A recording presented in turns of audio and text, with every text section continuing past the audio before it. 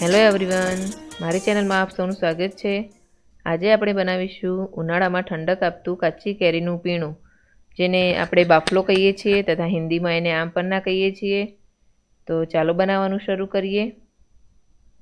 તો એના માટે મેં વજનમાં 700 ગ્રામ હોય એવી 2 કેરી લીધી છે અને જોડે 1 વાટકી જેટલો ફુદીનો લીધો છે। કેરીને સૌપ્રથમ ધોઈ વ્યવસ્થિત છોલી લઈશું। કેરીમાં વિટામિન સી ભરપૂર માત્રામાં હોય છે, તો એને ઉનાળામાં અચૂકપણે ખાવી જોઈએ।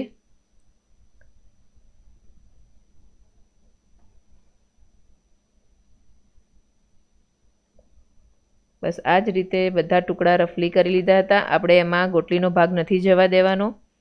હવે એમાં અડધું કે પોણો ગ્લાસ પાણી એડ કરી એને બાફવા મૂકી દઈશું।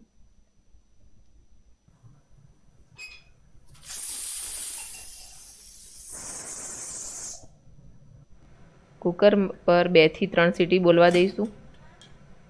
2 થી 3 સીટીમાં સરસ બફાઈ જાય છે। તો બસ કુકર ઠંડુ થયા પછી મેં ખોલ્યું હતું, તો તમે જોઈ શકો છો કે કાચી કેરી કેવી સરસ રીતે બફાઈ ગઈ છે। ઉનાળામાં કાચી કેરી પર બ્લેક સોલ્ટ કે કાચી કેરીના શરબતમાં બ્લેક સોલ્ટ એડ કરીને ખાવામાં આવે તો તે ડિહાઇડ્રેશન તથા હીટ સ્ટ્રોકથી બચાવે છે।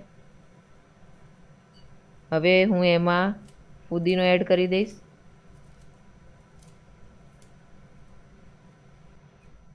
ફુદીનો પણ હેલ્થ માટે ખૂબ જ સારો છે। ત્યારબાદ એમાં ગોળ એડ કરીશું। ગોળની ક્વોન્ટિટી તમે જોઈ શકો છો કે મેં અડધી વાટકી કરતાં પણ ઓછી લીધી છે। આપણે આમાં ગોળ વધારે એડ નહીં કરીએ કે જેથી ગળ્યો ટેસ્ટ આવે। બસ કેરીની થોડી ખટાશ ઓછી થાય એટલો જ ગોળ એડ કરવાનો છે।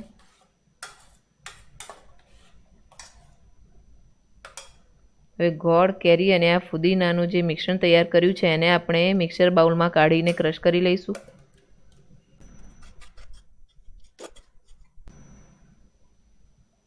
જોઈ શકો છો કે સરસ પેસ્ટ તૈયાર થઈ ગઈ છે।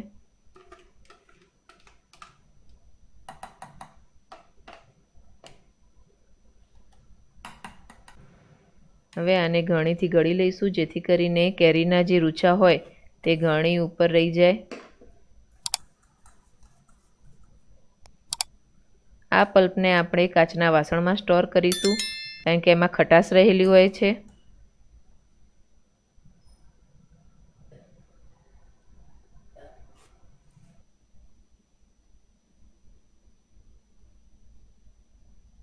બસ જોઈ શકો છો કે આપણો બાફલો તૈયાર છે।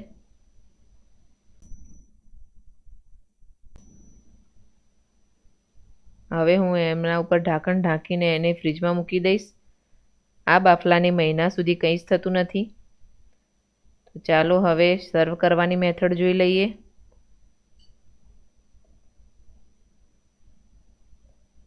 તો ગ્લાસમાં 2 થી 3 ચમચી આપણે બાફલો એડ કરીશું।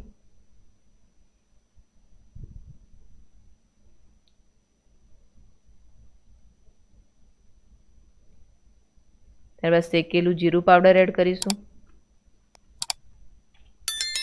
બ્લેક સોલ્ટ, જેને સંચર કહીએ છીએ, એડ કરીશું।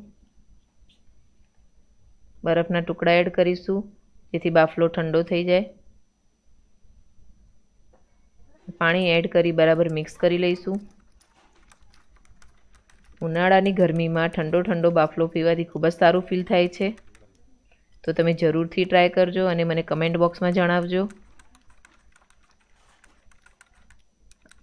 આવી સરસ રેસીપી જોવા માટે મારી ચેનલને સબસ્ક્રાઈબ કરો તથા બાજુમાં આવેલ બેલ આઇકન દબાવો, જેથી કરીને નવા નોટિફિકેશન તરત મળે। Thanks for watching.